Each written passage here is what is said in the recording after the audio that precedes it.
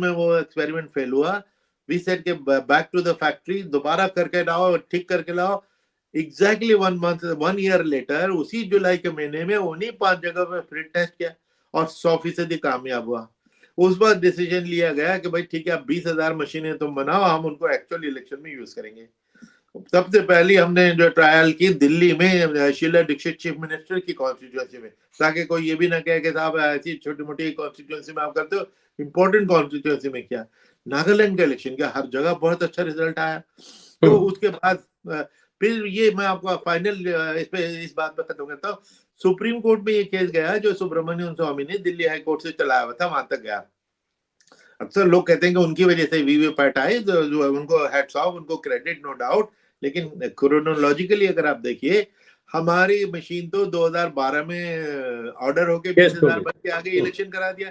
2013 में supreme court की judgement आई थी कि जिसमें उनकी जजमेंट पढ़ी है, उन्होंने इलेक्शन कमीशन की बड़ी प्रशंसा की कि साहब आपने ये बहुत अच्छा काम किया है, और हम आदेश देते हैं भारत सरकार को कि अब आपको पूरा पैसा उपलब्ध दिया जाए ताकि 2019 का इलेक्शन आप टोटली वीवीपैट से कर सकें। 2014 से ही सर, 2019, 2019, हाँ 2019, 2019, क्योंकि 2013 में हुआ ना, तो उसको मशीन बनने में भी तो, क्योंकि 1.5 साल तक तो सरकार ने पैसा ही नहीं दिया, 1.5 साल तक पैसा नहीं दिया। बल्कि इंटरेस्टिंग बात ये हुई कि मेरे पास मैसेज आया principal secretary to prime minister का, मिश्रा जी जो आजकल राम मंदिर की कंस्ट्रक्शन देख रहे हैं, नृपेंद्र मिश्रा, उनका फोन आया कि कुरैशी जरा आप आ सकते हो। तो मैं गया, मैंने कहा पता नहीं क्या डिस्कस करने। उन्होंने कहा हम ये वीवी पार्टी तुमसे डिस्कस करना चाहते हैं। तो मैंने कहा कि सर सबसे पहले तो मैं आपको एक साफ साफ बात बता दूंगा, आप 1.5 साल से आपने नहीं किया, 2 कंटेम्प्ट पिटीशन आपके। सुप्रीम कोर्ट ने बिल्किस बानो के साथ बलात्कार करने वाले, उसकी बच्ची को मार देने वाले और अन्य रिश्तेदारों की हत्या जैसे आरोप में सजा पाए उन सभी 11 लोगों को जेल भेजने के आदेश दिए हैं, जिन्हें गुजरात चुनाव के समय रिहा किया गया था। उनकी स्वतंत्रता 15 अगस्त के दिन की गई। उस दिन आज़ादी का अमृत महोत्सव मनाया जा रहा था और अमृत और आज़ादी दी जा रही थी हत्यारों को। 2 सप्ताह के भीतर इन 11 दोषियों को आत्मसमर्पण करना पड़ेगा।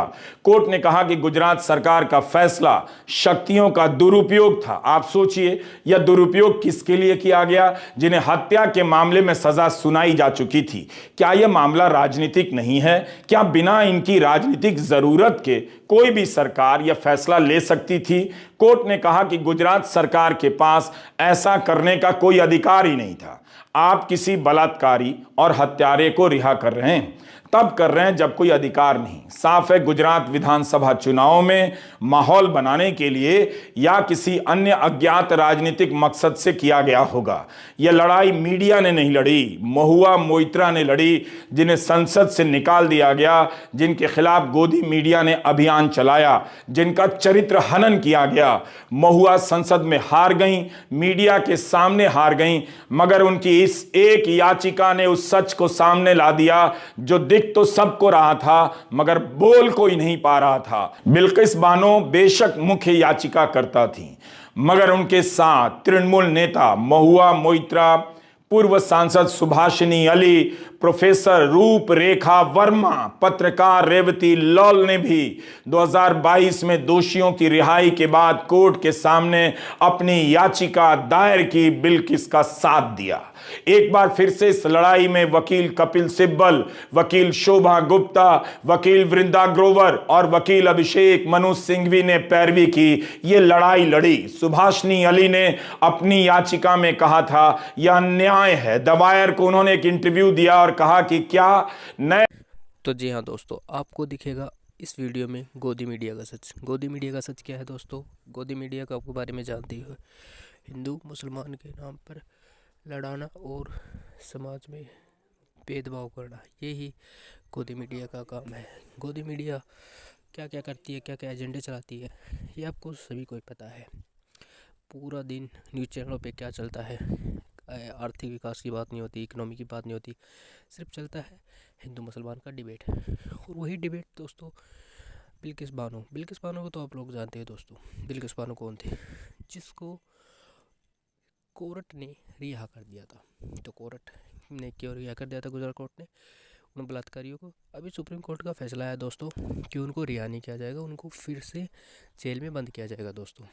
और आज लगता है अगर संविधान नहीं होता, अगर मोदी के हिसाब से देश चलता तो कितने रेपिस्ट आज बाहर घूम लिए होते। इसलिए तो दोस्तों लोग कहते हैं गोदी मीडिया, पर कुछ अंधभक्तों को ये बात समझ भी आएगी नहीं, क्योंकि वो अंधभक्त है, उन्हें कुछ लेने ना देना दोस्तों। उनकी एक पहचान होती है, वो सिर्फ एक ही बात कहते हुए नज़र आएंगे कि हमने शेर पाल रखा। शेर देखो दोस्तों, ना रोज़गार की बात होती है सरकार में, ना शिक्षा की बात होती है। शिक्षा पे आपको पता है कितना टैक्स इस सरकार में लगा हुआ है। शिक्षा की कोई बात नहीं है दोस्तों, सिर्फ हिंदू मुसलमान के बारे में ही डिबेट होती है।